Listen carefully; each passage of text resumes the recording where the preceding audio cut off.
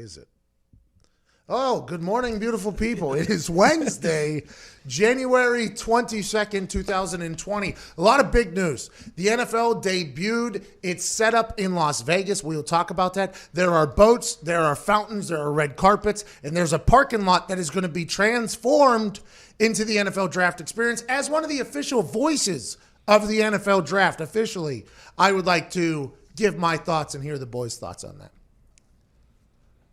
A MLB Hall of Fame voter proved to be an ass and didn't vote for Derek Jeter. And although I did not tweet my aggression towards this anonymous human, today I will go full sports media talk show host and talk about how that guy doesn't deserve a vote anymore. If that guy can watch what Derek Jeter did throughout his entire career for the Yankees, a guy that never once suffered a losing season in baseball, for 20 years of baseball, wearing the pinstripes properly. Yeah, there was a lot of stories that came out that turned out to be false about him giving gift bags to various ladies that would come through his apartment over there. And yeah, there's other things that have been, and he's a terrible owner for the Miami Marlins. But whenever he was playing baseball, he was the guy, the captain. Whenever he retired, the entire league gave him a salute. That doesn't happen in anything anymore. And that little kid with the hat with the respect tip of the cap, I still use that as a gift. And if you don't think that guy is a Hall of Famer, and you're the only one out of 397 voters to say, nope, he doesn't deserve to be in there, you know what I think you deserve? I think you deserve to never be allowed to write another word on paper or on the internet again. Oh, these are MLB writers doing this voting. You shouldn't even be allowed to vote. Now, after saying all that, I don't really care.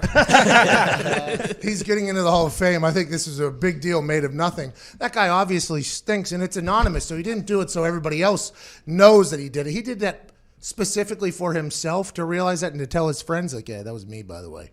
So for that, I kind of respect. I hate him. I would never want to be friends with him, but for that, you have to kind of respect him. Jeter's getting in. That's good news. Somebody else is getting in. That's good news. Curt Schilling, not getting in. Curt Schilling, I guess, I just learned of this man in the last couple of days. Yesterday is my full baptism into the Curt Schilling world, because somebody at ESPN said, you need to get Curt Schilling on your show tomorrow. And I said, why? They said, well, he is going to be incensed that he did not get into the Hall of Fame yet again, and he will say something on your show. And I was like, well, I don't really think I know the guy. And then I started getting a bunch of articles. I'm like, I'm not having that guy on the show.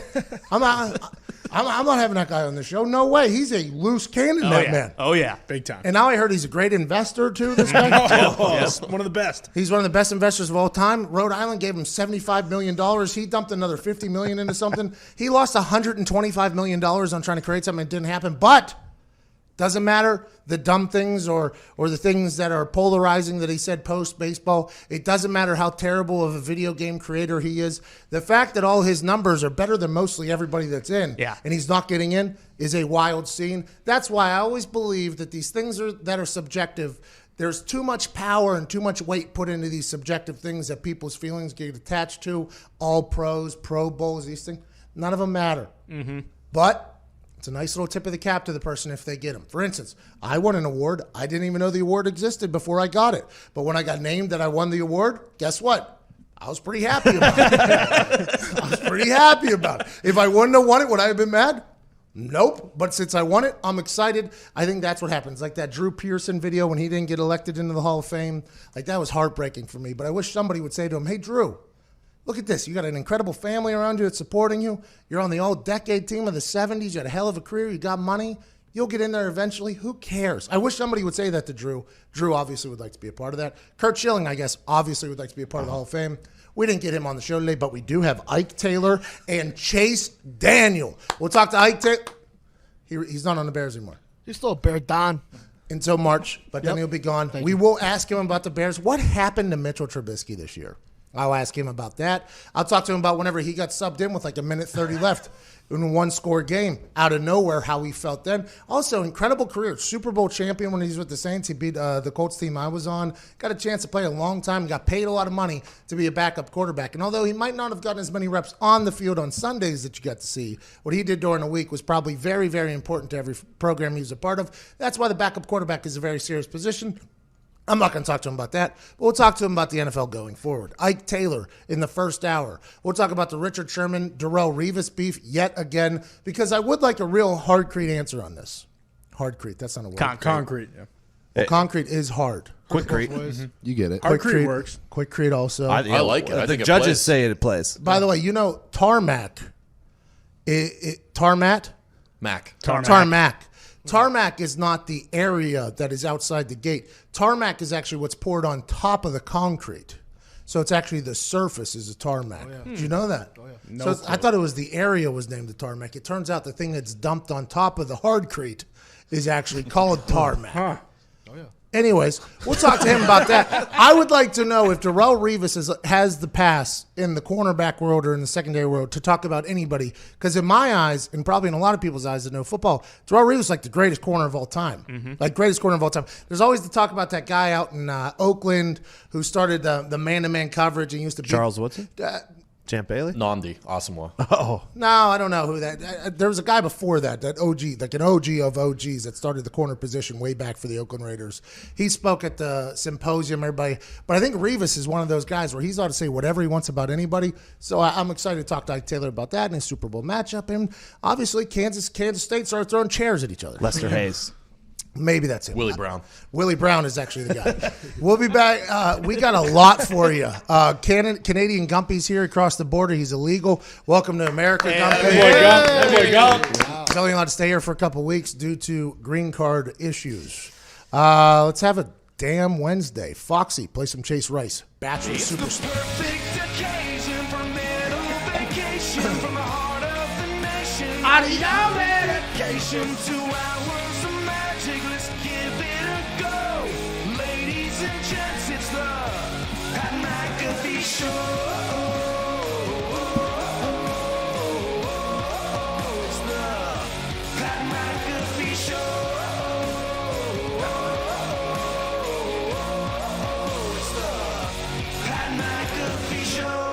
You're damn right it is, Chase Rice. Thanks for what you did for our show and for The Bachelor. That was really nice of you the other day. On the casting couch alongside our Canadian friend is Connor Campbell. We'll have a little NBA talk later because Zion Williamson is making his debut. At Nick Maraldo's on the ones and twos, Tone Diggs, Ty Schmidt, Jason McAfee, Viva Lazito, Evan Foxy, and Todd McCombs on the phones, 1-833-622-3331.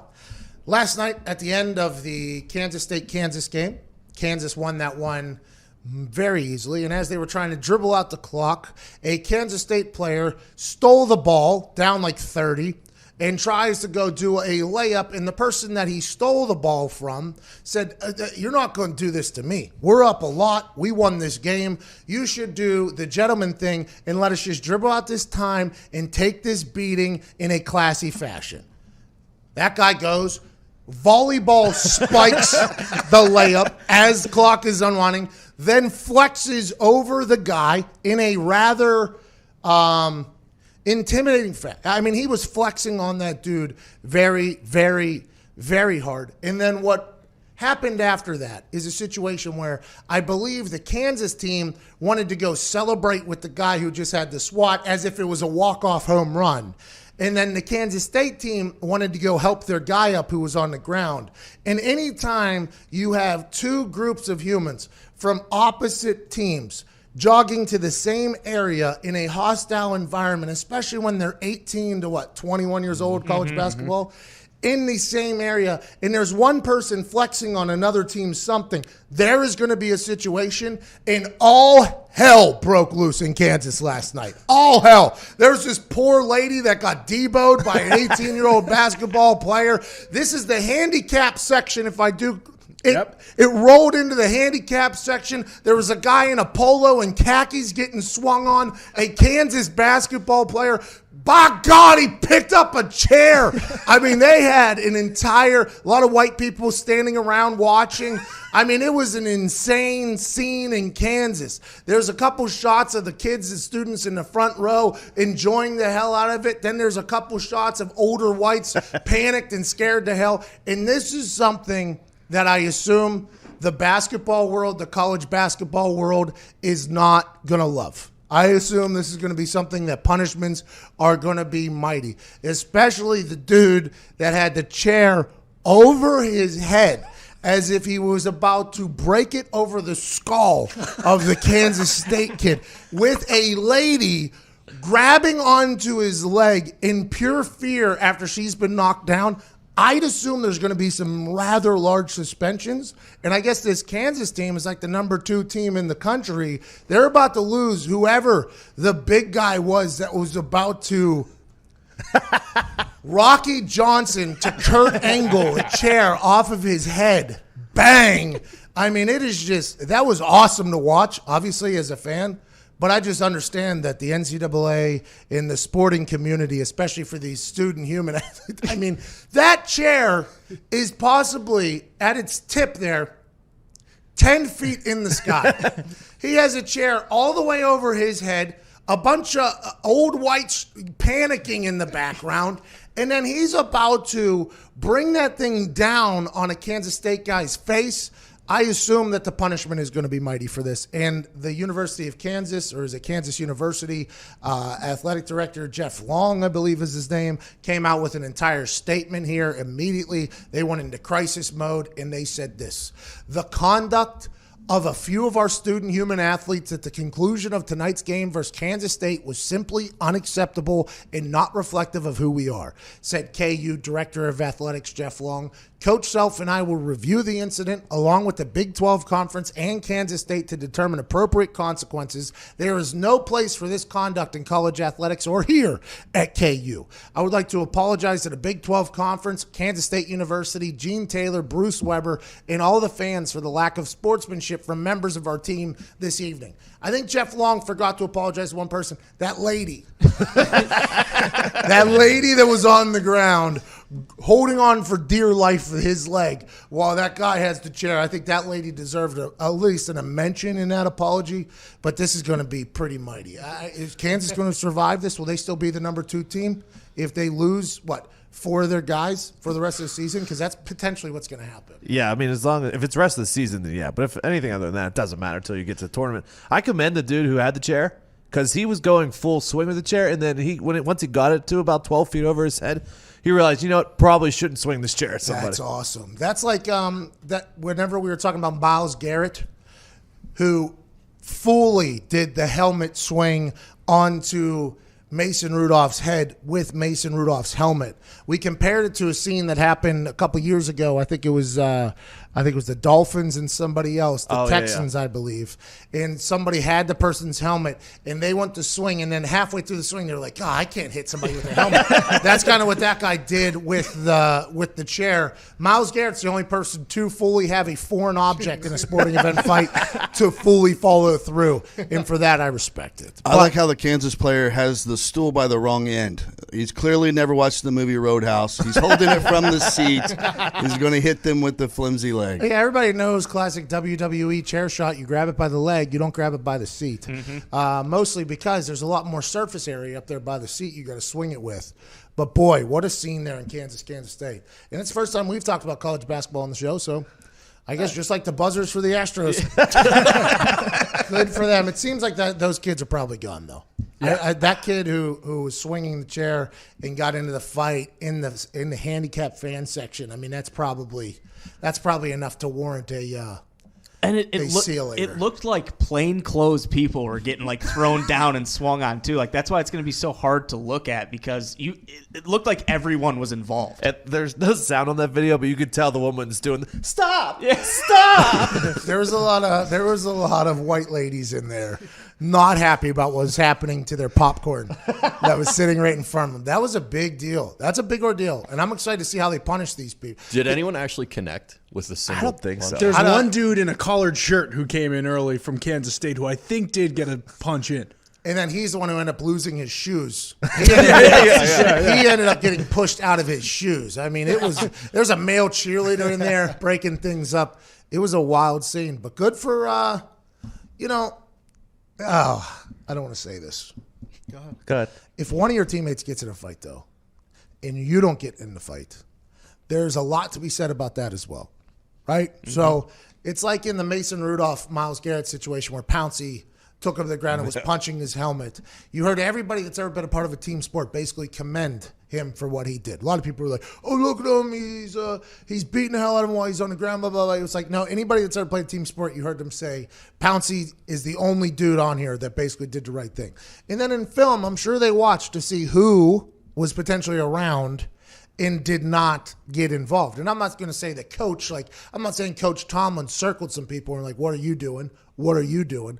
But every player watched that video and said, insert name here, was not ready to go in that particular fight. And in a locker room, that is something that can maybe change the way people feel about you. So although this situation is very unfortunate, terribly unfortunate, the timing, the circumstance, the lady that got knocked down, the chair that was about to get swung, I mean, it got taken to a level way too far. The male cheerleader that came in with his wrists taped because he just got done doing some round-off back handsprings, getting in there and breaking it up.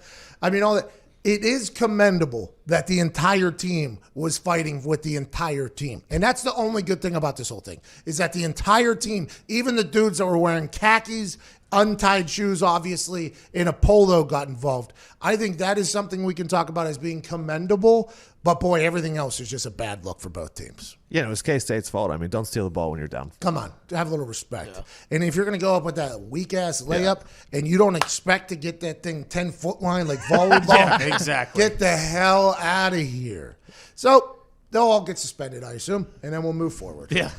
And you said horrendous timing. If that happens with 3 minutes left on the clock, nothing happens. He might get a tee for standing over top of him. Yeah, but because the teams were coming out on the court to celebrate, because it was the end of the game. Yeah, it's tough. That is very. The best part was they made him come back on the court after to shoot the free throw, and they ended up covering the second half spread with the free throw. No, yeah. Not the full game. Just if you were in-game betting second half. The kid made it though. Yeah. Oh, yeah.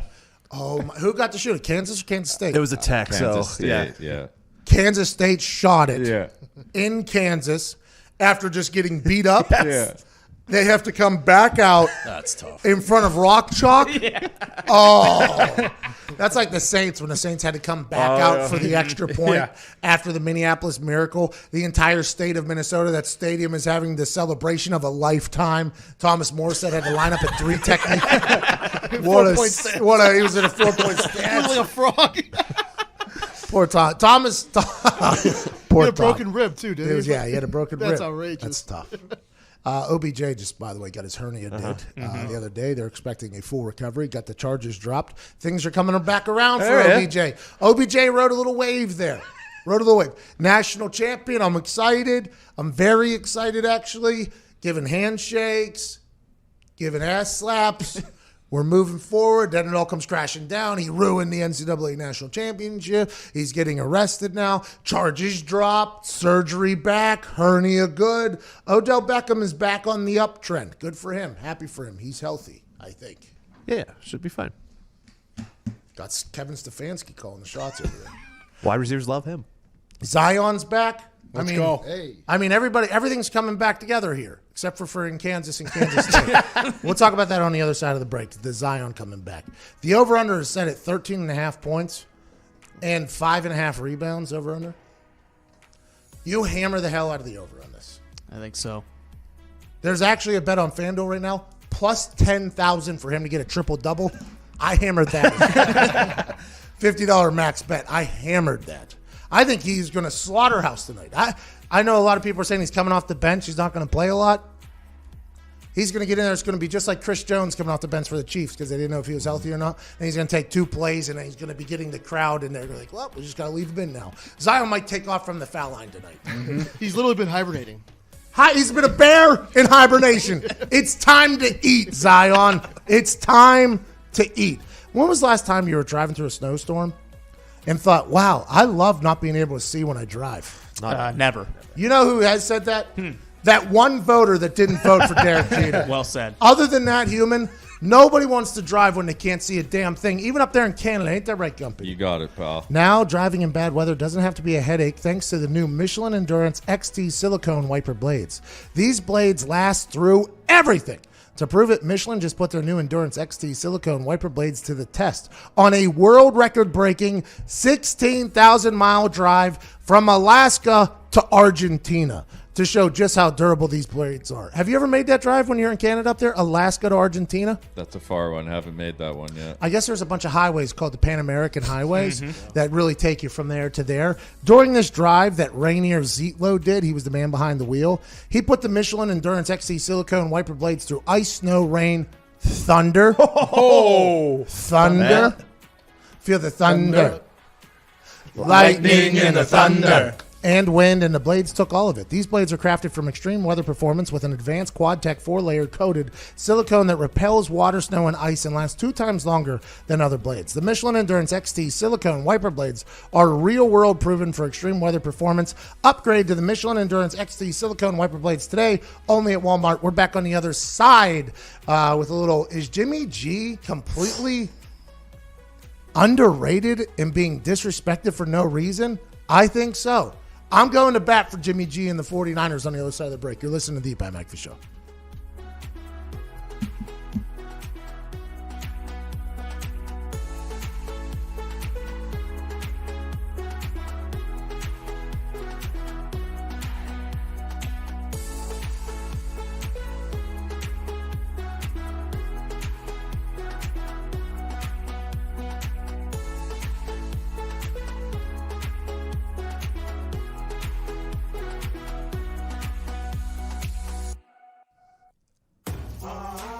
Hey,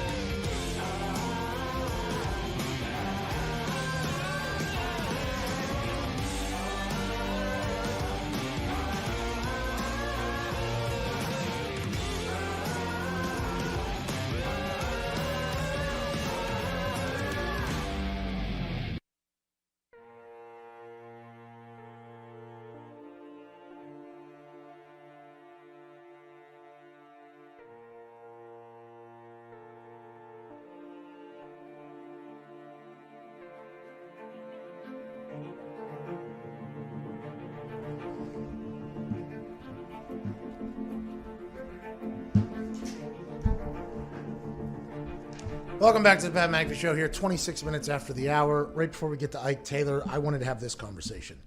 Is Jimmy G not getting enough respect?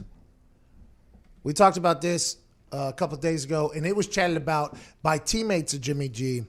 McGlinchey or something like that, I believe. Mike McGlinchey, an offensive lineman for the 49ers, came out and said beforehand that number 10 can do whatever he wants to do. And he said, just because we win with a run game doesn't mean that people should talk bad about how Jimmy G is a quarterback. And I agree.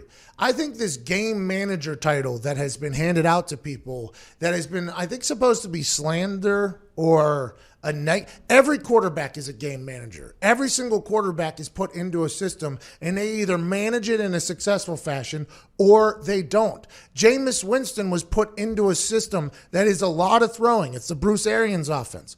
Was he a game manager as well? Because he managed both the Buccaneers team and the other team because he was managed to give them the ball 30 times. Is he considered a game manager, or is it not because he was able to throw the ball 55 times a game? I think this game manager title all started whenever like Alex Smith started having success. Everybody was like, Alex Smith, not really a quarterback. He's just a game manager. Every single quarterback is a game manager, and every quarterback's job is to win a game. I think this year the San Francisco 49ers have managed to win games in different fashions. Now, they just beat the Packers handily. I mean, ass beating of the Packers just happened this last weekend, and he only threw the ball 8 times. And everybody's like, well, they're able to beat the Packers in the NFC Championship without him doing anything. You could put a gorilla back there and play quarterback that could just hand off the ball 8 times, and they'd be able to win. I think that's a complete misperception of what's going on in the San Francisco 49ers. Whenever Jimmy G plays, they win. When Jimmy G doesn't play, they lose. That is just how it goes. And here's some stats about the old Jimmy G. I think that will, make people ease up on Jimmy G just because they were able to beat the hell out of the Packers without him having to throw the ball, which is smart football, by the way. Kyle Shanahan told Terry Bradshaw immediately after the game, why'd you only let Jimmy G throw the ball 8 times? He was like, well, they couldn't stop us. What do you want us to do? If you find a weakness in your opponent, you just beat the hell out of that until you win the game. That's just what a smart person does. If I play you in ping pong and I realize that you don't have a backhand, guess where that ball is going every single time I get? Is that boring? Yes, it might be boring for you. It might be boring for people watching, but all I know is you're getting skunked and you're getting whitewashed, and this game is over at 11 points. This is just how you compete and how you beat people, and I think Jimmy G has been taking a lot of shots because of the way they decided to beat the Packers. Here's some fun facts. He has the best fourth quarter QBR in the NFL. That's when you're clutch time, that is the clutch gene that you talk about a quarterback. He had the best record for a QB in the Super Bowl era currently with at least 25 starts, 23-2. Remember, he had that 5-0 start. That's whenever this San Francisco 49er push happened 2 years ago. Then he zigzagged and tore his ACL, and he was out, and they stunk. He comes back. Now they're not Super Bowl favorites, but they're in the Super Bowl. He is the highest passer rating when they trail in the NFL. So whenever you need him to throw, whenever he has to make a play, normally when you're trailing, you go to a throw. That's what happened with the Titans against the Chiefs. They went away from the run because they didn't think they could keep up with Patrick Mahomes. Ryan Tannehill had to throw over the place. That's just one example of what happens when you're trailing. You have to throw. When the Niners are trailing, Jimmy G has the highest passer rating. So whenever he has to throw, he can do it. In that Saints game, he went shot for shot with Drew Brees. I think Jimmy G is not getting enough credit in this whole thing because of how dominant their defense is, because of how dominant their running game was this past weekend. I don't think Jimmy G's getting enough credit or respect. With that being said, I don't think he can keep up with Patrick Mahomes, but I am tired of people saying that Jimmy G isn't a good quarterback because he bought into what his team needed him to do to win. Like, instead of being a selfish guy and checking out of runs and calling throws, which quarterbacks do, which is something that happens, especially whenever you're close to the end zone. A quarterback checking out of a run to a pass is something that selfish quarterbacks do because they have incentives based on how well they throw the ball. Instead, he just understood that all the team needed him to do that particular day was hand the ball off. George Kittle understood that all they need you to do today is pancake the hell out of people. That is something called buying in and being a good teammate, and I think Jimmy G does not get enough respect for that. I was going to say that he should be commended, praised for how little they run. And then how good he is when they do pass, because as a lot of athletes, Rhythm. you get in a rhythm and stuff like that, and you shouldn't be punished for how good your team is at running the football. He's getting mocked for being a quarterback right now because how much money he's making and all this stuff, but how good they are running. It's like, what do you want Jimmy G to do? You want Jimmy G to tell Kyle Shanahan to stop devising incredible running plans? Like, what do you want the guy to do? I assume in the next couple of years at some point, Jimmy G will be near the top of the leaderboard for passing, and this will just be something that we'll say. You remember, they used to say Jimmy G wasn't a good quarterback because of how good the run game was. It's just like, yo, if you can beat the hell out of somebody like that, why not do that? I don't know if it's just recency bias or what, because their run game has won them the last 2 games and it's been so dominant. But no one was saying this during the season. Like, their passing offense was explosive, like, all year. George Kittle. Yeah, exactly. And Deebo Samuel and Emmanuel Sanders. Like, they're not just a bunch of chumps in the passing game. And by the way, if you're listening to this, you might not have been disrespecting Jimmy G. So you might be like, why is he yelling at me for this? These are people that are speaking into microphones other places. I don't like that Jimmy G is not getting enough respect for this whole thing and credit for this thing. We have to get to a break because we got Ike Taylor on the other side. Excited to talk to him about life. And maybe I'll talk to him about, is Jimmy G not getting enough credit? I think he is. I think he does. I think he does a lot of goodwill up there, too, in San Francisco. Like, I think Jimmy G is the picture of what a quarterback's supposed to be right now. Teammates like him. I mean, he's a good guy. People in the community like him. Bill Belichick loved him. Oh, Bill Belichick loved him. Patriots Nation loved Jimmy G. Is that right? All right. Oh, We'll yeah. be back on the other side with Ike Taylor, 2-time Super Bowl champ. You're listening to the Pat McAfee Show.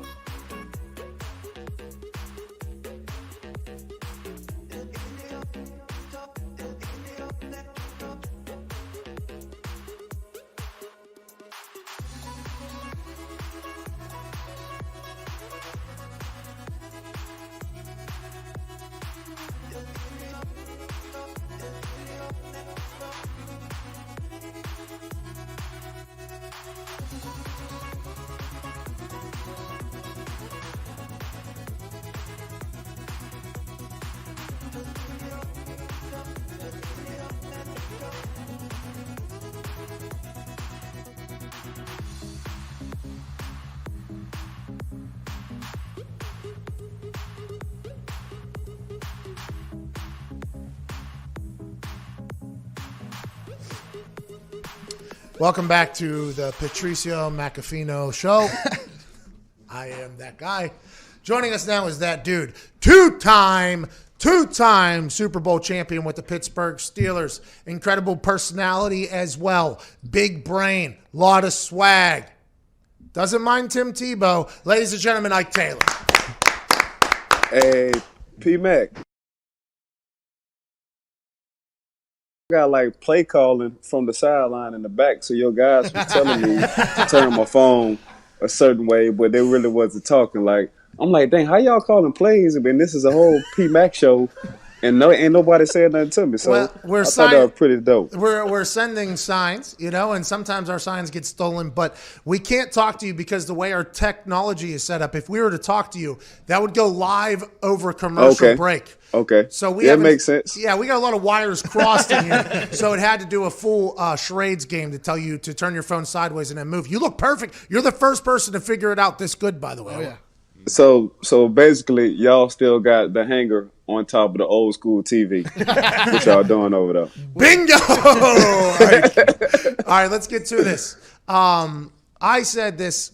I was in a production meeting for Get Up on Monday morning, and this was directly after the Revis Sherman situation happened. And one of the ESPN executives said, Revis should not talk. Sherman's a Hall of Famer. He cannot say that. And in my eyes, I didn't say anything to this person because I have no pool, but it became another conversation.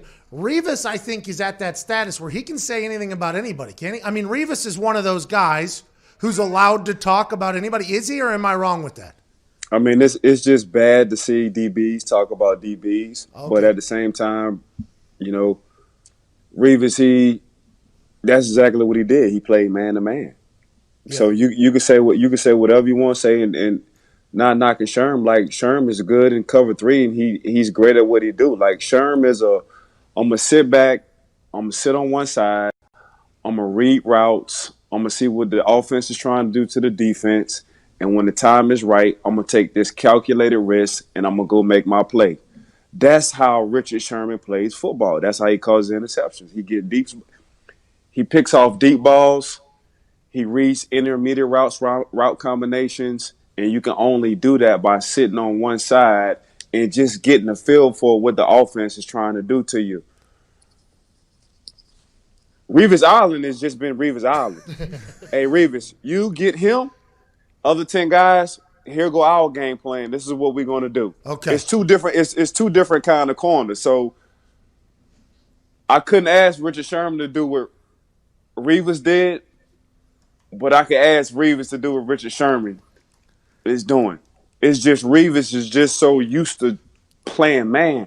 Coach, when I come in on Wednesday, you just tell me who I got. Okay. Well, I have a question. Why did Revis get so upset about this? That's my whole. I don't. That's my whole thing. Answer the question. Why did he take? You got the same kind of question. Like, why did he take that shot out of nowhere? It came out of nowhere. I feel like maybe there was a conversation at one point where they're talking about Sherman being the greatest corner of all time, and maybe Revis could have took offense to that because, by all accounts, Revis is one of the best businessmen in the history of the NFL and one of the best corners of all time, if not the best corner of all time, because Revis Island was a real thing. This feels like it came out of nowhere, and I don't know if during the game somebody was like, "Here's Richard Sherman, the greatest corner of all time." And Revis was like, wait a damn minute. I don't know if that's – why did it happen, you think? Why was Revis so upset? I don't know. I just know, when you're sitting at home, man, you got a lot to think about. and right now, Revis Island, man, everybody been coming to the island for a long time. It's been empty for a while. So he just sitting at the crib and just seeing Richard Sherman continue to just do it on a high level. Sherman is still playing at a high level. Like, Sherman ain't never been fast. Regis ain't never been fast. Regis has always been patient.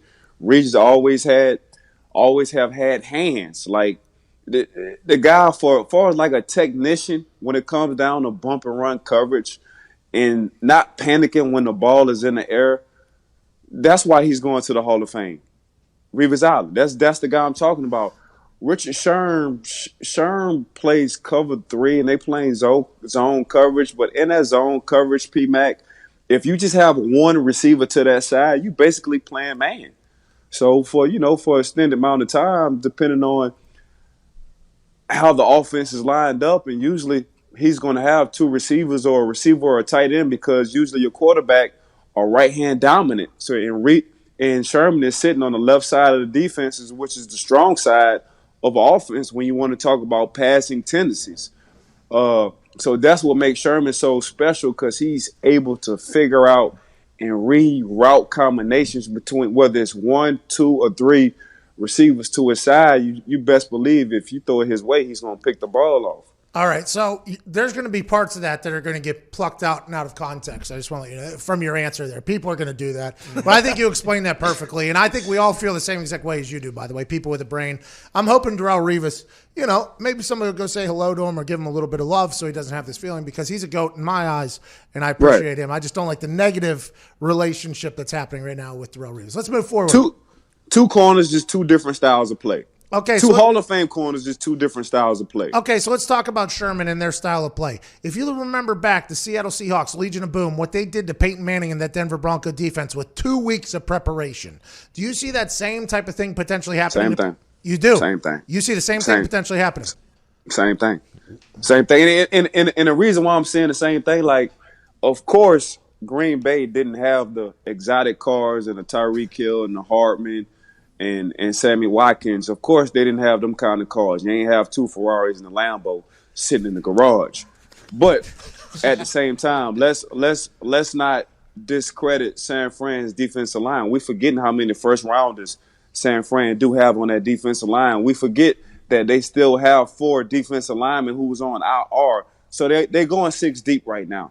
And when you're going 6 deep on that D line, let alone that front 7, if I can get to the quarterback and I don't have to blitz 5 and I can drop 8 in coverage, man, I'm cooking with gas. So we're discrediting the fact that they didn't play a Peyton Manning last week. They played a damn good quarterback who's also just as mobile as Patrick Mahomes. And I'm talking about AR-12. Y'all call him Aaron Rodgers. So it's not like, now we just got to switch our whole defense and our mentality from playing a pocket quarterback to a guy who can scramble. We played a damn good scrambling quarterback the week or 2 weeks before we played y'all. How are they going to stop everybody? How? Because they can drop 7 into coverage? Eight. So 8. I'm sorry. 7 coverage. So now Patrick Mahomes gonna have to take what the defense gives him. They play deep to short. So of course it's gonna be a lot of check downs. Can Patrick Mahomes take that for 10 plays on a drive? I don't know, because I know Patrick Mahomes, the man likes the deep ball. He throws a good deep ball, and he have enough weapons to throw that deep ball. So it's just, and I just talked about this on my podcast. The reason why I did and I felt like Patrick Mahomes was growing as a quarterback is because you saw him have a lot of check downs last game. And when you get a quarterback who can look deep, look intermediate, okay, the defense isn't giving me one of those 2, I can check it down to my running back right now. That's growth, because a young Patrick Mahomes, and even though Patrick Mahomes is still young, it's look deep, look intermediate, I'm going to scramble, I'm going to try to throw deep, I'm not worrying about my running back. The new Patrick Mahomes, the veteran Patrick Mahomes, what he's doing now, he's looking at all 3 phases. It's deep, intermediate. If I don't have one of the 2, I'm checking it down to my running back. And also throwaways too. He was throwing the ball. He threw a ball away like 5 times, 6 times. That's growth. Yeah, I think so too. I think being smart. And then he was running, taking what the defense would give him. You're saying basically you think this is going to come down to red zone defense, 49ers 100% versus Chiefs if they kick field goals or score touchdowns, basically, because they're going to bend but don't break. They're going to let them do that. 100%. They San Fran defensive forward, they front four. When you can get to the quarterback and cause havoc and create pressure without bringing 5, they've been doing that the whole year, and they rotate. Like I'm looking at San Fran defense like how I look at Alabama defensive line.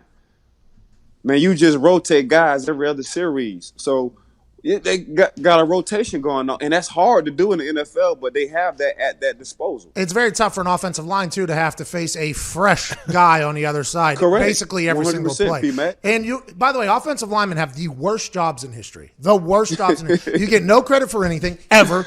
Like Mostert, Right. Mostert was up on the thing, by the way. Yeah. He rushed for 2 touchdowns without even being touched and 186 yards without even being touched. Kyle Juszczyk, George Kittle in that offensive line. You get no credit. And if you get beat 2 times in a game, you're going to be cut. If you give up 2 sacks, just you yourself, you're going to be cut. That's just the way it goes.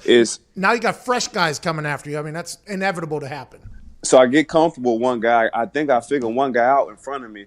Now you bring a whole nother guy that I can't figure out. Now the guy who I think I got figured out, I forgot what I was thinking the first time. It's just like, man, why y'all playing with me? Y'all need to stop playing over there. All right, That's San Fran. I want to change speeds here real quick because we only got like 5 minutes left. Joe Burrow is, by all accounts, going to be the number 1 pick. Whether it's to the Bengals or not, let's assume that is. Rookie quarterbacks coming into the NFL, if you're a secondary and you're facing against a rookie quarterback, you just kind of hinted at it with Patrick Mahomes about not doing the check down and growth and things like that. Joe Burrow playing in basically an offensive system at LSU this last year with Joe Brady. Do you think he is going to be ahead of the game coming or ahead of the curve coming into the NFL, or do you think he's going to have classic rookie quarterback troubles? Nah, he going to be ahead of the game. Like, cool. I call him Cool Joe. Like, hey, listen. In the history of college football, P-Mac, have you ever seen a cooler quarterback than Cool Joe? How about that cigar, the walk? That's what I'm talking. That's what I'm talking about. Everything about him is awesome. Everything about him. P-Mac, to see a young man understand, just to see his story from Ohio State to going to LSU to winning a national championship to smoking that damn cigar. I'm a cigar smoker, P-Mac. This is what I do. I smoke cigars damn near every day, P-Mac. I say, man, this son of a gun look cooler than me smoking that cigar. He's got that little curly hair, too, in the front. What? Oh, man. I think he's going to be in a good spot. I think Joe Burrow's going to do well. You think there's any he's different. He's different. Joe, for just getting back to Joe Burrow, the question for me to answer your question, he's really cool he's very cool in the pocket. And to see him dissect the defense at a college level, whether you're in cover 4 and he see 4 guys in the secondary lineup on a straight line, whether you're in cover 1 or cover 3 and he checks to see if you in cover 1 by going short motion. Okay, if a slot receiver going with a slot corner, if he goes in motion, I know this cover 1, not cover 3. Just to understand concepts and reading safeties and not panicking, sitting in a pocket. For me, he's Tom Brady-ish, sitting in a pocket. Just a pocket, a young Tom Brady with pocket presence. That's how I look at Joe Burrow. Are the Patriots going to trade up with the Bengals to take Joe Burrow at number 1? Not at all. You know, mathematically, and when it comes down to these draft picks, every goddamn season, for some reason, Coach Bill Belichick wound up having 14 draft picks, and we wonder where the heck it come from. Where the heck it come from? And they'll get suspended 3 draft picks. They'll be like, all right, you lose 3 draft picks this year because of the video that Zito did of the Bills sideline that you had in your thing, and they'll be like, all right, we still have 22 draft picks. I don't know how they do it. For some reason. All right, for some reason. Hey, we appreciate the hell out of you, man. You think the Niners are going to win a Super Bowl? Yeah. I think the Niners are going to win the Super Bowl, yeah. Is that because you're a defensive guy and they're known for being a defensive team? Nah, they just had a total package. When you got a team, if you watch any sort of boxing, when you got a boxer who can be a southpaw or unorthodox, that's just their offense. I mean, that's just their offense. Their offense, they can run the ball down your throat if you want to. And shout out to the wide receivers for the San Francisco 49ers offense because blocking is a want to. Mm-hmm. And you run for 211 yards and a safety or a corner don't touch you because a wide receiver is blocking till you 15 yards down the field.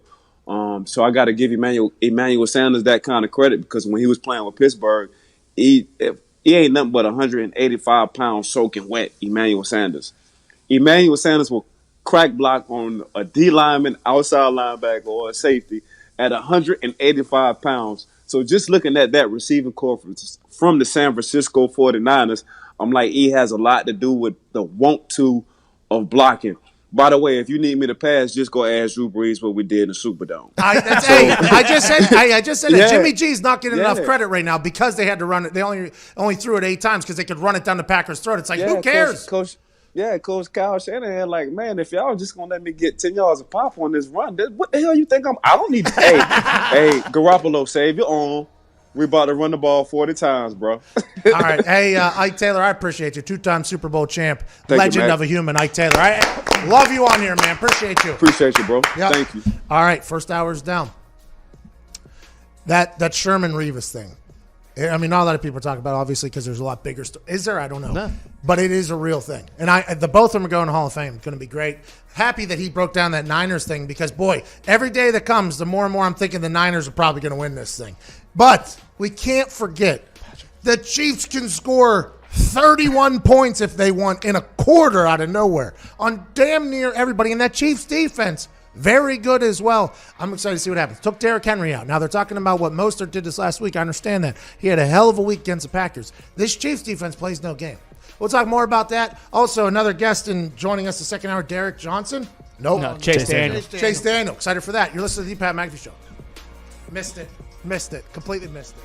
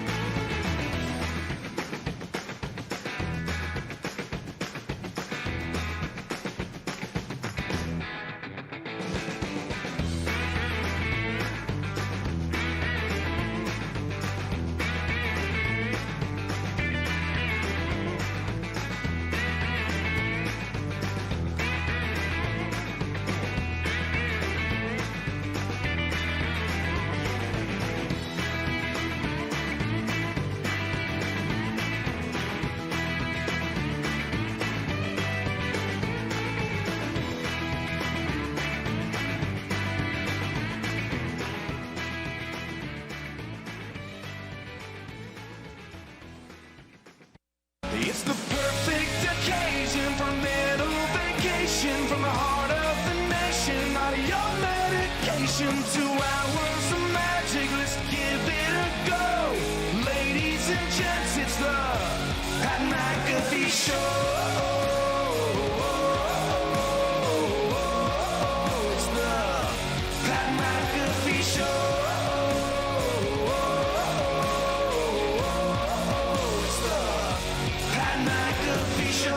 You're damn right it is. Chase Rice, Bachelor star. This is the Pat McAfee Show live in Indianapolis, Indiana. All the boys are here. On the casting couch, we have at Boston Connor Campbell. We have Canadian Gumpy there. And sitting in between them is a man who's an agent from Atlanta, my agent from CAA, David Coonan.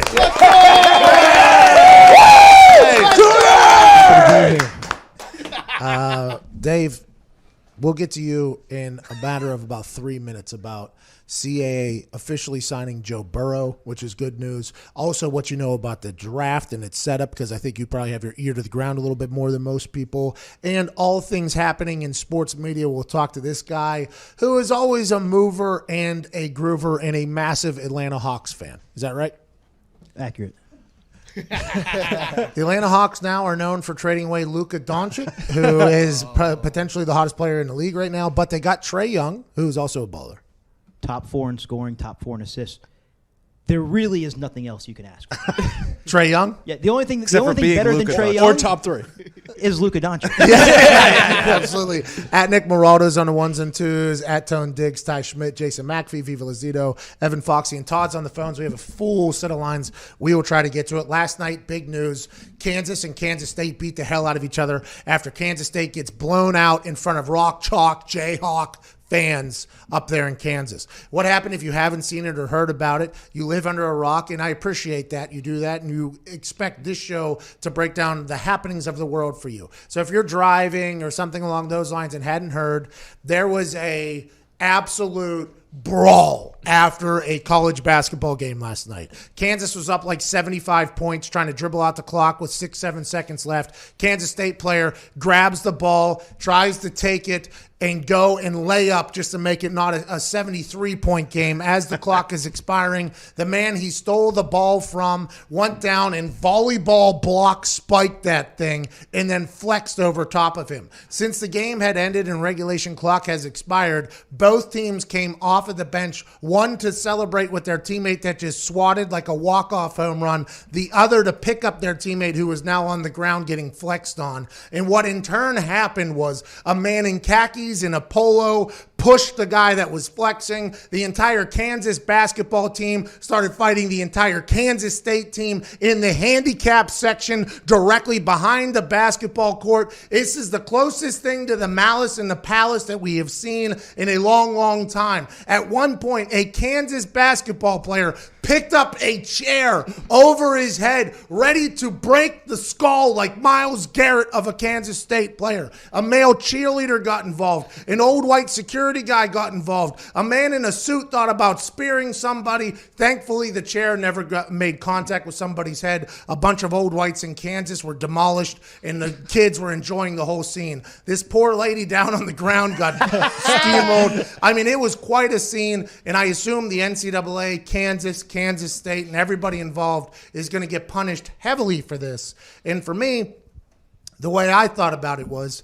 yes, it was a terrible scene. They took it too far. It was a victim of circumstance because the game ended and the players were either trying to celebrate or pick up their friend. And then it's just 18 to 21-year-olds, a lot of testosterone, a lot of competitive juices. They start brawling. A chair gets picked up. A lady gets deboed. I mean, there's a lot going on. But in my eyes, we could take a positive away from this terribly negative situation. The entire teams were fighting for each other. Mm-hmm. And I don't think you could teach anything more competitive or team-friendly than that. They were in it there for their brothers. I respect and appreciate that, even though they took it way too far. And this is the only time we've ever talked about college basketball on this show. So if they want to continue to do these types of things, we would like it, but I don't think the NCAA will. No, they definitely don't like it. But it was good for the sport because now we do know that NCAA basketball has officially started, which I did not know before last night. That is true. Had no idea. There was no Zion in college basketball this year, so I did not know that college basketball was happening. Nice little hello to the rest of the world. College basketball still exists. And this year, a little bit more savage. This year, we don't care about ladies getting knocked down. We don't care about old whites losing their seats so I can hit somebody with it. We don't care about any of that. This is college basketball 2020, and I'm here for it. Madness has begun in January. We didn't wait for March, and I can respect that. That's big news there.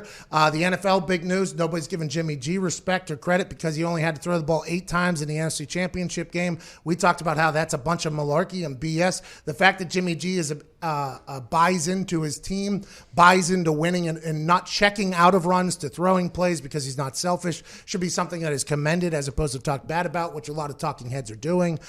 We talked about Zion being back tonight. The over-under at FanDuel right now is at 13.5. You go ahead and hammer the hell out of the over on that. Zion might drop 55 points tonight. Zion might score 60 points tonight. The fact that it's even being talked about that he might struggle is absolute lunacy to me. This guy was getting rest off the court. He was getting rest on the sideline of the court, sleeping during games. This guy has been waiting to come back and bust all over the NBA. And Ja Morant for Memphis, who's just been dominating. Zion's been watching this saying, I can't wait for that to be me. And he's playing against a weak San Antonio Spurs squad tonight. He might drop 50. There's a triple-double bet at plus 10,000 for Zion Williamson tonight on FanDuel. You're only allowed to put 50 max on that. I tried to put $250 on that. They would not let me. I put 50 on that. I think Zion's going to put on a show tonight. That game airs tonight at 9:30 against the San Antonio Spurs in New Orleans. It's going to be electric. So shout out to basketball, back-to-back nights of electricity. Let's move into some football news. The draft was announced just yesterday that it's going to be in Las Vegas. That's been known, but there's going to be a floating red carpet area in front of the Bellagio, which players will get boated into. They'll get boated into this red carpet area in front of the Bellagio. Think of the fountains going off with the photos. That's going to be dope pics. Then they're going to take another boat over to the other side, hop in a car, drive over to the Caesars area. There's a parking lot over there that they're transforming into a draft spectacle area for the fans. Now, Coonan, you're big in the sports media world, right? Dialed in this whole world. Try to be. No, you are, right? Yep. How long have you been working at CAA in the sports media world? It's like 4 years now. Okay, so the NFL has had this traveling draft now for the last few years. They were in Dallas, right? Then Philadelphia, then Nashville, now Vegas. Have they viewed these traveling drafts as a massive, overwhelming success, or has there been some misses or something like that? It is just beyond a success. Beyond a success. They First didn't of all, know. No, look, Nashville is an amazing city, was not going to get a Super Bowl. You know, they don't have a new stadium. They don't have a roof. They were not going to get a Super Bowl. They got the draft.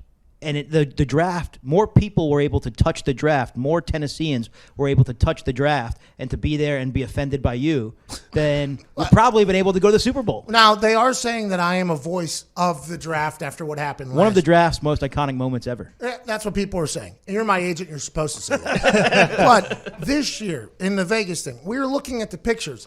They're literally just changing a parking lot in Las Vegas into a draft stage, and then they're putting a stage on top of the fountain or whatever. What it goes into the thought of that? Like, what is the entire mindset on where they go where and why they do what? Well, in Nashville, what they did was they shut down Broadway. Yep. And so you had just a mass of people, 120,000 people for about a mile. Yep. And the visual spectacle was incredible. But the stage was in a parking lot, and the green room was built, an elevated tent in a parking lot. True. And the ESPN set was at a brewery. NFL Network set was at another restaurant. So, they just basically tapped into the local infrastructure ecosystem that was available to them there. In Vegas, they're doing the same thing. Now, I think it's a lot harder to shut down the Las Vegas Strip than it is to shut down Broadway and Nashville. See, that is something that I didn't understand. And Diggs listens to VSiN every morning. He does gambling picks. And our guy, Brent Musburger's on there. Brent Musburger. And they were talking about how incredibly impossible it would have been to shut down the Las Vegas Strip. Dude, the Las Vegas Strip is wider than, Interstate 75. That thing is how many lanes across? 12 maybe? Yeah, it's insane. And you have to, you have to take the bridges. You have to walk to a bridge. I got little legs. It takes you 20 minutes to cross the street. You are a very small person. You're not. I don't think I'm like cute. scientifically you're a little person. No, I don't think I'm there. Yeah, a few inches on the classification. Yeah, but you are. I mean, for everybody though, walking the strip stinks. It stinks, and it's hot, and people, and like then you run into like people that you've never seen before, and so you stop, and then you see people like check their polls to see if they're still. I mean, it's a mess. So I think shutting down the strip was not an option. See, everybody. I think everybody assumed. Just after how last year went in Nashville to Broadway, that they would shut down the strip. Everybody, I assumed, like, and I am nowhere near in the position to ever have any intel on anything. But when they said it was in Vegas, I was like, oh, they'll just shut down the strip. They'll have that shot down the strip. That's the way it'll go. Instead, I think the boat to the Bellagio fountain thing is hilarious. It's genius. Vegas doesn't have any. There's not like anything like topographical about Vegas that's super iconic. Right in the middle of the city, you know. So in Philly, you had that beautiful park. In Chicago, you had the park. In Nashville, you have the scene of Broadway. In Vegas, you have the Strip. The Strip is going to be part of the visual, but the Bellagio fountain is iconic. Yeah, and Ocean's 11. Yep. Ocean's 11. Yeah. They're at the end. They are going to literally put. The biggest spectacle of the NFL offseason in the middle of an iconic location. I respect it. It's going to be really, really cool. I'm the NFL excited. does everything first class. I'm excited to see how it worked out. I think whenever they debuted the image, I thought they were doing the draft on, and I think that's because Arash Markazi, who's a friend of ours, put out that tweet. I assume they were doing the draft from the fountain. When player gets drafted, hop on the boat. Boop, boop. Skipper's coming in. Hop off the boat. Dap up Goodell. Do the interview with Deion Sanders on a boat out the other side. Celebration. I thought that was going to. I think that was the initial reaction yesterday when the images first came out. It came out. Arash broke the story yesterday first. He was the first guy I saw that had it.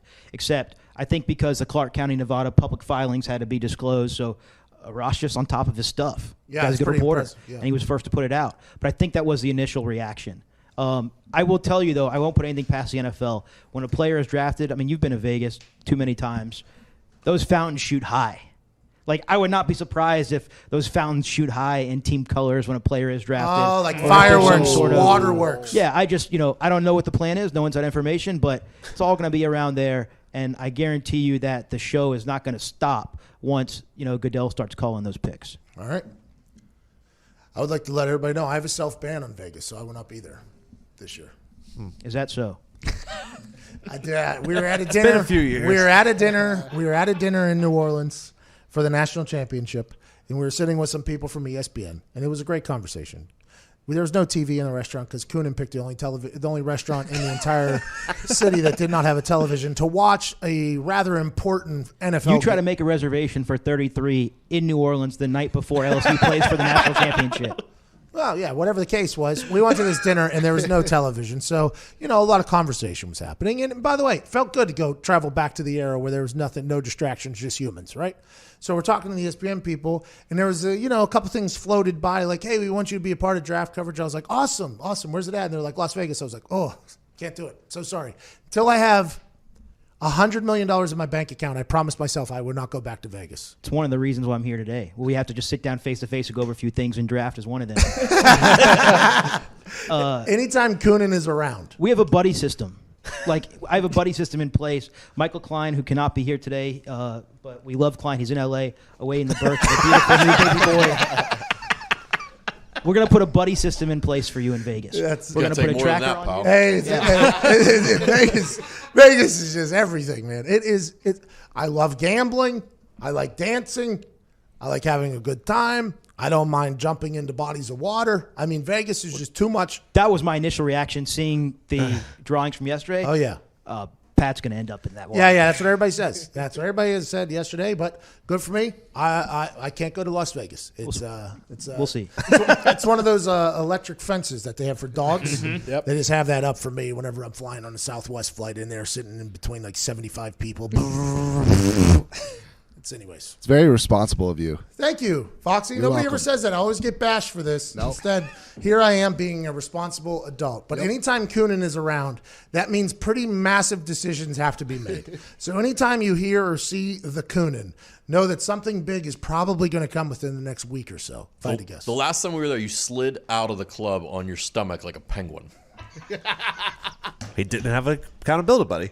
Oh, he did. I was there. No, you were not. You're I was the there. worst accountability buddy. Where on were the you? history of the planet. Where were you? He was, hold on, no.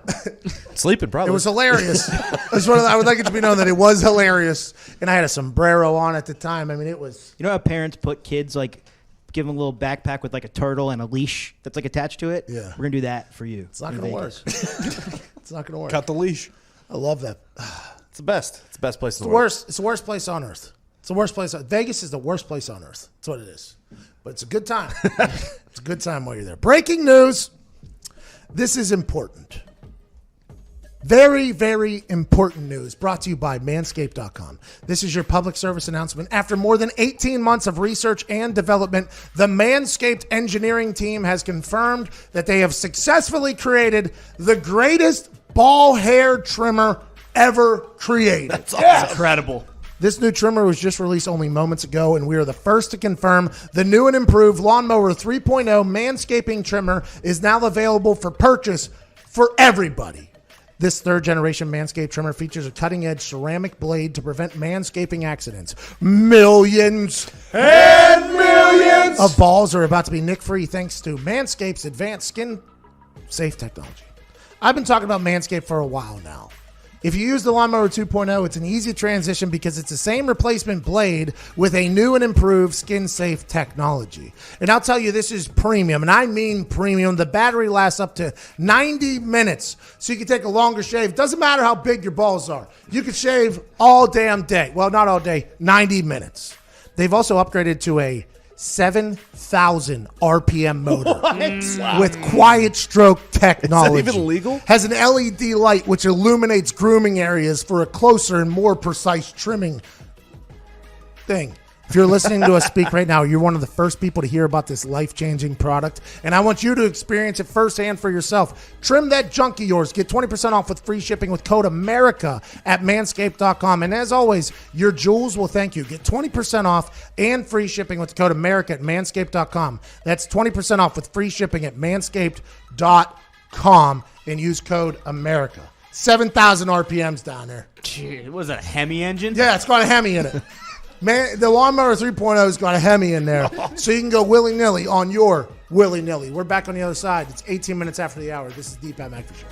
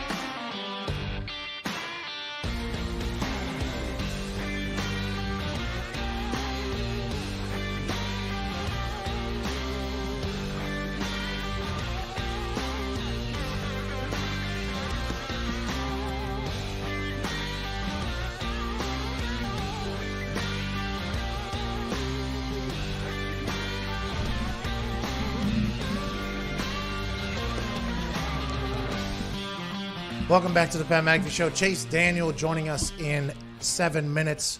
Coonan, is Chase Daniel retired? Is he doing a TV thing? He's been everywhere. I think that guy's going to play till he's 50. Really? Just because he's a good backup quarterback, he gets paid well, he just gets to do his thing? How many times has he been hit?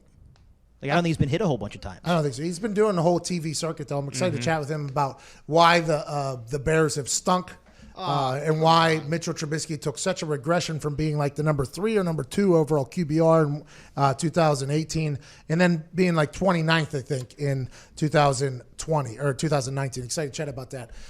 Speaking of quarterbacks, Joe Burrow, who's going to be the number 1 overall draft pick, to the Cincinnati Bengals, we assume, unless they inevitably take a trade from somebody else that's going to be looking for it. I think that would be an interesting decision, but the Bengals could potentially do that. Joe Burrow was just announced recently signed with CAA, which is the agency you are from. How does that process go? Do you guys do like an entire recruiting thing? I didn't get recruited by any agents, by the way, coming out of college. I signed with a guy from our high school because he was the only guy that knew who I was. So what is the process? How many people do you think were giving him money? Is that what you guys do? You got to give him a bunch of money from the sign with CAA? How does it work? No. That's not how it works. You guys don't just give him a bunch of money? I assumed that you'd walk up and say, what do you want? And he says this, and you guys just give him the money. No, it's very professional, very formal. And, for a guy like that, it's a really important decision to make. And the team of agents from CAA football, Todd France, Brian Ayrault, Ben Renzen, they have had it's you build a relationship with the guy, and you go through formal channels. And when LSU says, hey, come on campus and pitch formally, you listen to Coach O and you listen to the LSU athletic department and you make that, your pitch day. Oh, so the coaches and the LSU football staff are the ones that put together a lot of times a lot of these programs will actually help regulate the process. There are consultants out there, typically ex-front office guys, that will come and advise schools on, advise schools, the players, and the families, hey, here's how your agent selection process should go. And a lot of it is not sexy at all. Where do you think I should train? Why do you think I should train there?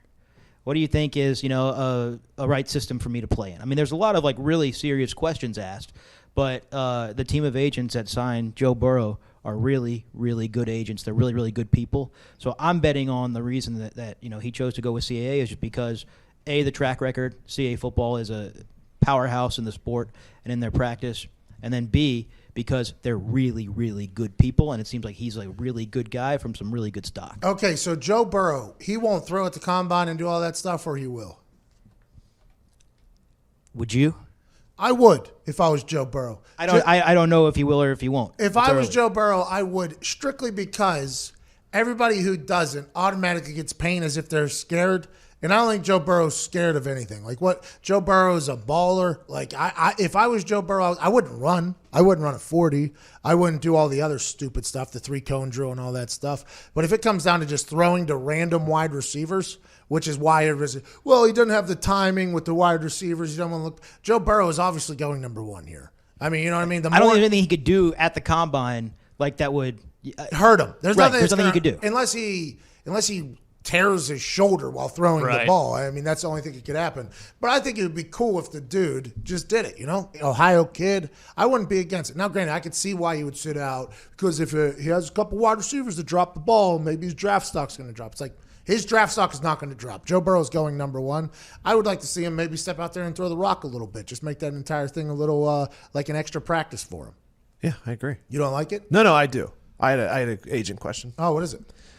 Rosenhaus drops Antonio Brown. Is that huge news in the agent world? And are agents immediately trying to get in there to sign him? The second part of your question, I don't think so. Not at the moment. I think if this were a year ago, it'd be different. Is it big news? I mean, look, I think Rosenhaus conditionally dropped him. If you look, this was not so different than Johnny Manziel when he was going through his struggles before. It was, hey, we can't work together until you get help. I think this is much more of a, look, Rosenhaus obviously cares about AB. He's South Florida guy. They made a lot of money together. It's clear that they're really tight. I think he's probably on his little, if he has a Mount Rushmore of favorite clients or most, personally connect to clients all the time. I think AB's got to be up there for Rosenhaus. So I don't think this is a, hey, I don't want to work with you. I think this is a, hey, man, we got to get you some help. So this is like an intervention almost. Like, you know how they have intervention? That's how I read it. And Rosenhaus is like, I will no longer work for you unless you seek help. And Antonio Brown's like, I just got home from the NO. And he was like, Drew, you got to go, dude. That's basically what he said. In those interventions, by the way, sometimes that happens. They say no more. And Drew had to stick with that and say, I don't like the way you worded that Drew dropped him, by the way. I think it was a statement yesterday. Yeah, but agents work for the player.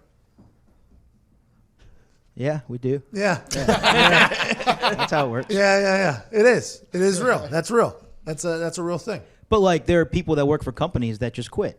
I think it's a, hey man, I work for you. I quit. Oh, so that person drops Walmart. Whenever they quit at Walmart. And it's not like Drew Rosenhaus is going out to go work for Target now. No, he's not. Trying, But always, the image is always like whenever a player fires an agent or something like that, which I fired numerous agents while I was a player. I think you fired me several times already. Nah, not officially. Not officially. Because my letters to the NFLPA while firing the agents, because I assumed at some point they would get leaked. Classic. Like just classic. Talk about a breakup. I'll keep the dog.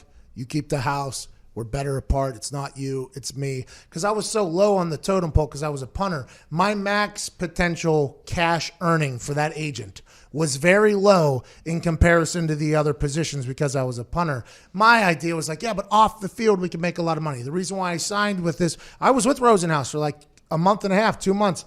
He was very good, like very much in contact with me. But in the totem pole of life in the Rosenhaus world, I was so small because a punter can only make so much. So I would end up leaving. Then I signed with somebody else and they'd be like, all right, this is what we're going to do. We're going to be able to get you good marketing outside of Indiana. Because my big thing is I want to grow outside of Indiana. It's hard as a punter to grow outside of your team. It's hard to grow as a punter at all. I want to grow outside. And agents would be like, all right, we'll be able to get you some real estate in Los Angeles. We'll put you in some of these things. And then it would never happen. I'm like, well, to hell with you.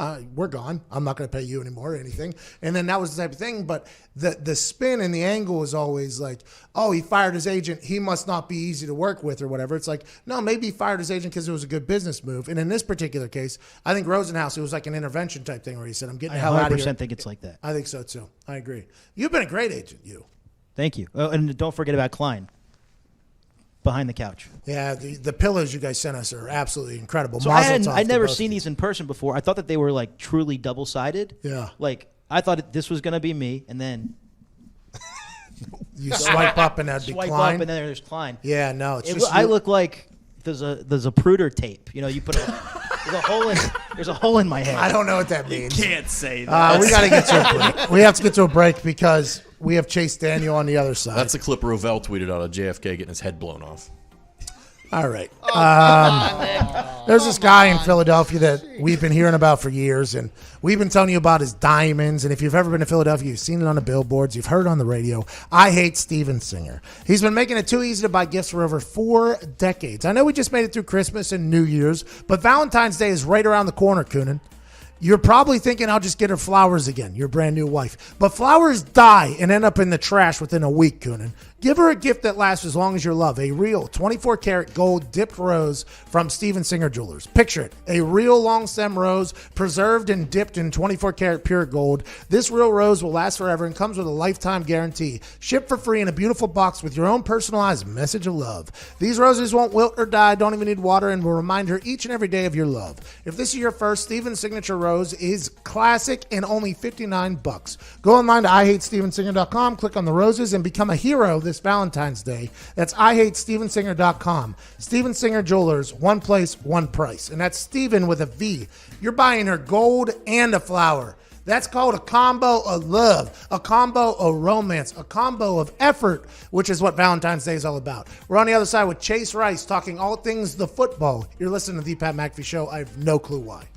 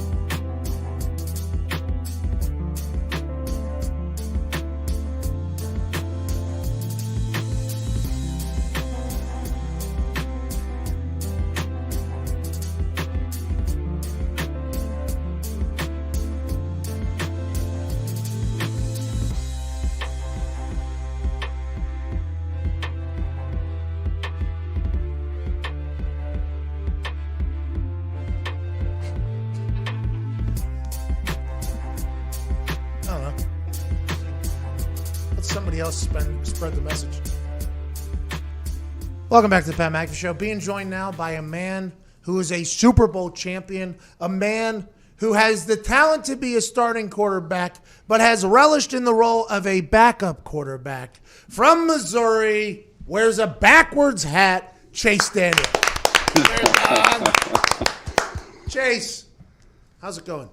What's up, man? How you doing? Thanks for having me on. I'm excellent. Thanks for joining us. You've been doing the television rounds. Are you hinting at something right now, Chase? You've been in the NFL a long time. You're all over the television. Are you hinting at your future right now, Chase, or can we expect you to maintain this position of being a great backup quarterback for the next 10 to 15 years or so? I would love to play for the next 10 to 15 years. No, listen, I'm just trying to get my feet wet. I'm trying to be like you, making the jump from football to television. So hopefully I have another 5-6 years in the league, but this is definitely something that I could see myself getting into, like when I'm done. Okay. I think you do a great job. We watch you on ESPN. I mean, don't cough into the microphone. I mean, you like that? Yeah. We watched you on ESPN last week. You're incredible. We're very thankful you joined us. Excited for this. The main conversation, I think, around you and this year, the Bears, is the big regression of Mitchell Trubisky. In 2018, he was like number 2 or number 3 overall QBR. The conversation going into this past season was, okay, we got a defense. We got Mitchell Trubisky getting comfortable in another scheme for another year. Here we go. This is going to be the year the Bears are all the way back. The one block kick, double doink away from really making a run. We're back. What do you think happened to Mitchell Trubisky this last year? Was it something like paralysis by analysis? What was the issue with Mitchell? If you go back and really look, and I said this before, if you go back and really look at our 16 games, really he played 14. He was hurt for 2 of them. The biggest thing, Mitch wishes he could have made some more plays. But at the end of the day, what I really think it was is just the offense as a whole. It wasn't clicking, right? Like we may miss a block, or we may drop a critical 3rd down catch, or we may fumble a football. Like it just, for whatever reason, I don't know. I mean, it really just didn't click as an offense this year. And if you go back and really study the games that we played, if you take probably 20 plays in the entire season and you flip those to positive plays, they were negative plays. You flip them to positive plays, touchdowns, 3rd down conversions, then we might win 3 or 4 more games, and we're sitting here talking about the playoffs. So, the parity in the league, as you know, is so slim. So it's definitely tough. In Chicago especially, all the blame falls on the quarterback, and when he does well and the team does well, he gets all the glory. So he understands that. He wishes he would have done better, but we're really close, I feel like. Okay, so this year, that's interesting to think about because the year we were 2-14, I talk about this all the time. There was like 7 games we could have won if 1 or 2 plays go the opposite direction, and we were a terrible football team. And that we could have been 9-7, 10-6 if that one play goes a different way. And by the way, the play don't care who makes it. What you're referring to is people dropping passes and rushes, maybe potentially not breaking out. Behind the scenes though, I mean, because it came out that Nagy told Trubisky to watch the game back and look at his body language. The fact that got leaked outside of the building, I have no idea how that happens. And then there's all these rumors and things that happen.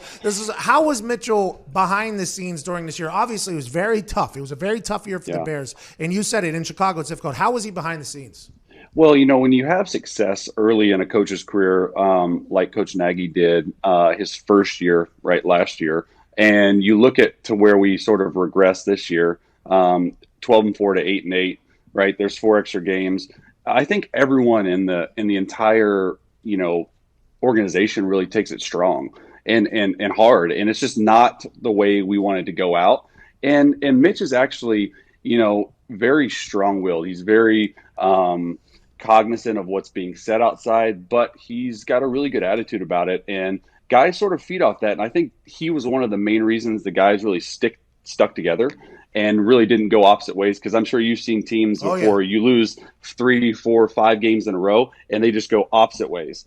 And really, I would say the big part of that was Coach Nagy and Mitch, and of course our defensive leaders coming together. But Mitch was definitely a big part of that, bringing us back together and saying, "Hey, just stay the course." And we sort of made a run there at the end of the year, and we're 1 or 2 games away. Maybe from getting in the playoffs, but it's just not up to our standard. Okay, I agree. And maybe this is going to change the way I think about Mitchell Trubisky, by the way, because I do think at some points he looked like a guy that, I don't want to say deer in the headlights, but he kind of looked like that a little bit in a couple situations. I'm like, why is this guy? What happened? Almost looked like he was overthinking, trying to force things. But let's pivot. I appreciate that insight. I will take that going forward.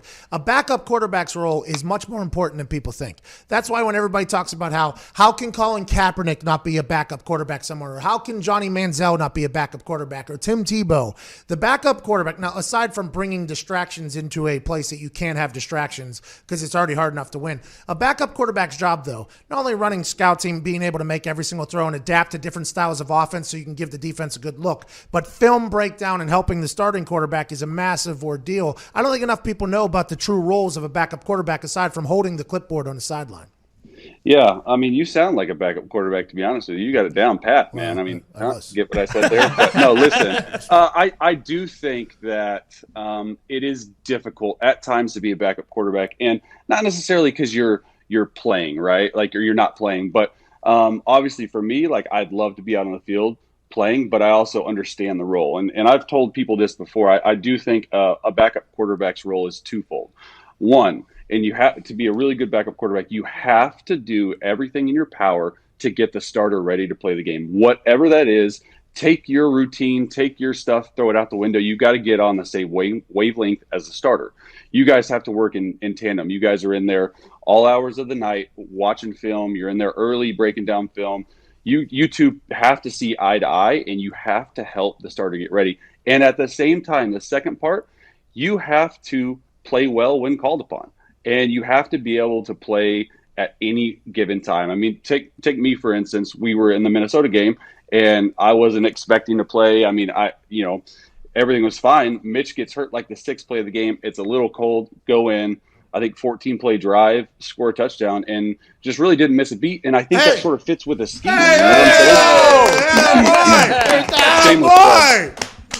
No, but I'm just saying, like, that happens all the time, and you have to be ready to play. And when you get your opportunity, if you want to stick in this league, you have to play well. Okay, so you're a free agent, I believe, if I'm reading the internet correctly. A place that will probably be looking for you is somebody that has a young quarterback. I feel like they brought in Matt Hasselbeck for Andrew Luck to kind of show him the ways of, hey, this is how a professional quarterback acts. Not that Andrew Luck wouldn't have been prepared, but there's little things that when you've been around, you can talk about, like, hey, you're allowed to say this to the team. You're allowed to do this to the coach. You're allowed to demand these types of things. There's going to be a couple rookie quarterbacks that are going to get some real shots coming up here in the next couple years. What is a place that you've thought, like, hey, I'd be good here? Maybe Joe Burrow next year if he's at Cincinnati. Do you think that's a place you could potentially fall to, or are you kind of open to whatever? You know, I don't really like to get into all that stuff. I'll trust my agent to get me to the best team possible. All I know is that when I got a chance to play, I played pretty well. And I feel like I'm 25 years old. I'm 33, feel like I'm 25. I don't have a lot of mileage on my body. I feel like my arm's in the best shape it's been in. And when I got the chance the last 2 years for the 4 games, I felt like I moved the ball and helped our team win some games. So whoever it is out there, listen, I know I have a job, and I know probably at this point in my career I'm not going to be signed to be a starter, but I can play if needed, and I still view myself as a starter. That's how I want to be, but we'll see. Carolina Panthers. Are you going to go start quarterback for the Carolina Panthers, Jason? Matt Rule. You never know, man. College guy. Chase, when you're looking at this Super Bowl, I'm assuming you got a chance to at least watch some games now. Since you guys didn't make the playoffs, you got a chance to kind of watch this all unfold. Patrick Mahomes and that Chiefs team. Now, people say they've started slow. They definitely started slow against the Texans. They had 1 3-and-out against the Titans, but they were down 10-0. What do you think this Patrick Mahomes-led offense and Andy Reid and Bieniemy offense can do against this Niners defense that has been historically great? Yeah, I mean, if you look at it historically, right, what wins championships? A running game and a defense. So San Francisco has that. However, they don't have Patrick Mahomes. And what Patrick Mahomes can do as a quarterback is something, I mean, I was even talking about it with some coaches of mine the other day. We have this group text, and just they're in awe of how he plays. It's pretty impressive. I mean, he can really do it all. He honestly reminds me of like a super young Aaron Rodgers and what he's able to do. Move in the pocket. I mean, his 27-yard touchdown run was, I'm watching, right? My wife's from Kansas City. Her whole family's from Kansas City. She's a Kansas City fan. So we're watching, in our house, and I see him running out on the 27-yard touchdown run. And I'm like, you're not that fast. Throw it away. You're in field goal range. Throw it away. Throw it away. And all of a sudden, he gives us a little head fake, and it stops the defender in his tracks. And then he's able to run over a guy for a touchdown. I mean, that's a championship moment, right? Like, that's sort of what Kansas City has to have to win against the 49ers. I mean, you look at the Niners, and they're going to try to play ball control offense. I mean, they're going to try to keep the ball for 40 minutes of the game. Now, time of possession stat, I don't necessarily love it because Kansas City can score in a minute. But it will be interesting to see the game. I mean, it's a good matchup on many levels. Okay, so let's talk. You said Patrick Mahomes reminds you of Aaron Rodgers. You got a chance to back up Drew Brees. What makes Drew Brees so? And do you think now? I don't know if you still talk to him or not. A lot of people are wondering if he's going to come back next year. They got Teddy Bridgewater down there. They have to make that decision as well. There's a lot going on with the New Orleans Saints right now off the field. What makes Drew Brees so damn good? He's undersized by all accounts. He doesn't seem to be like this big physical spot. I don't think he can throw the ball further than anybody else. What makes Drew Brees so damn good? I think the feel for the game and his pocket movement, just the presence that he has on the field. I mean, he's been doing it for so long, and he's been at offense since 06. So going on 14 years, and he's sort of made that offense, right? That offense goes around Drew, and that's what's so impressive that a lot of people don't understand about me or what Teddy Bridgewater did to me. It was unbelievable that he was just able to step in, first, second year with the team, and to be able to do what he did. I think he went 5-0. And that offense, I'm telling you right now, that's why they really never draft rookie quarterbacks. You can't understand it. It's so intense and it's so crazy. So what Teddy was able to do was amazing. But back to Drew, I mean, it's impressive. I mean, every year I think he's going to, retire or go home and just, he has so many other ventures outside of football. But, I mean, the fire burns deep in him, man, and I could see him playing on for at least another year. How about Tom Brady? This whole thing is a spectacle. Everywhere he goes is going to generate and garner conversation because he's played this perfectly. What do you think Tom Brady does? And if Chase Daniel was Tom Brady's backup, what would Chase Daniel try to help Tom Brady with to get better? I don't think you can help anybody with that guy. I mean, he's the GOAT, right? I mean, he's won so many Super Bowls and just what he's been able to do. But I do think that, there's a lot of free agent quarterbacks that are big names this year. I do think Tom Brady goes back to the New England Patriots, even though he sold his house. I really do. I do think Drew Brees goes back to the Saints. The biggest question mark that a lot of people really aren't talking about, and it got some play in media earlier this week, is Phillip Rivers. Right? He sold his house. He moved his kids to Florida. Tampa Bay Buccaneers? I don't know. Oh! It's interesting what's going to happen with him. I do think he's going to switch teams, possibly. I think he's potentially done. It looked like he was throwing a med ball there towards the end of the season, Chase. I agree. But I know Phillip as a competitor. Don't worry about it. Yeah, you're getting a phone. Here we go. Yeah, it happens. Back to you. There you go. I do think that because they switched and moved, I think he can still play. I mean, I know he threw 20 interceptions this year, but I mean, he's pretty young, right? He's 36, 37 years old. I do think he's going to play. All right. Well, Chase, I can't wait to see where you end up next. Oh, who's a quarterback that you watch and think that a good backup quarterback could help them? I mean, any rookies, like it's hard to tell, but I mean, there are a lot of open opportunities available for backup jobs. I mean, there's a lot of jobs going to become open. So like I said, I'm hoping for any and everything and any opportunity I can get. All right. Well, we appreciate the hell out of this opportunity to chat with you, ladies and gentlemen. Chase Daniel. Thank you, man. Thanks, guys. Super Bowl champ. Backup quarterback is very, very important. Mm-hmm. It's very, very important. That's why when everybody's like, Colin Kaepernick could be a backup quarterback, it's like, maybe. I don't know. I don't know how he is a film study. I don't know how he is with homework. I don't know how he is with this, with that. That's what a backup quarterback is. They make the best broadcasters. It's a communication job.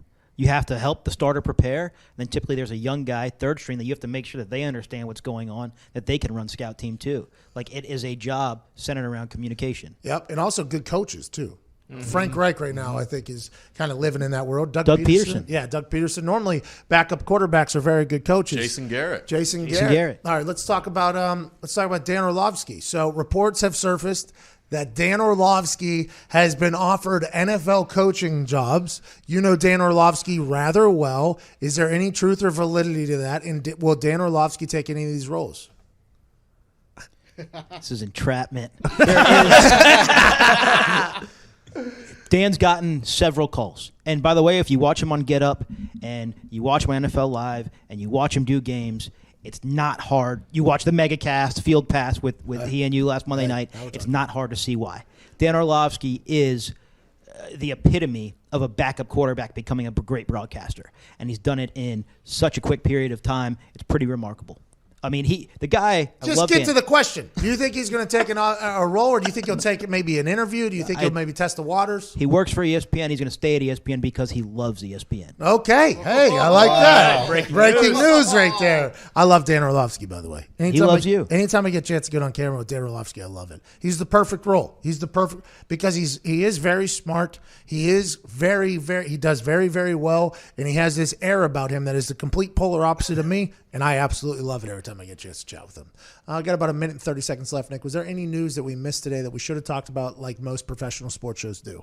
Jay Gruden has officially been named offensive coordinator for the Jacksonville Jaguars. Okay, Big Richard, Nick Foles potentially, Gardner Minshew, and Jay Gruden. That'll be a lot of fun. That could be a job Chase Daniel gets if they move Nick Foles out of town. By the way, have him behind Gardner Minshew. That'd be an electric pairing down there. I'd respect the hell out of that. Anything else? Per Adam Schefter in Woj, Larry Fitzgerald has purchased a minority stake in the Phoenix Suns. This never works.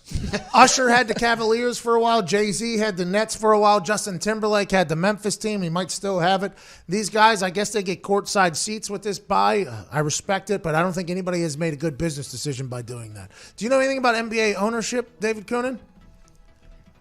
It's not cheap. Not cheap. Is it a good investment? No, it's an illiquid investment.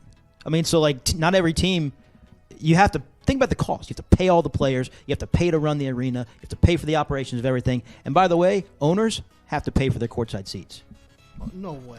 So Larry Fitzgerald probably is still paying for his courtside We found seats. that out. We couldn't even get courtside seats when we knew the owner. That was an interesting situation. Sat with Big Boy. I appreciate all of that down there in Atlanta. David Coonan, you're the best. Shout out to Ike Taylor and Chase Daniel. This is a hell of a Wednesday, January 22nd. We will see you tomorrow. This is the Pat McAfee Show from Indianapolis, Indiana. Cheers. Good work, boys.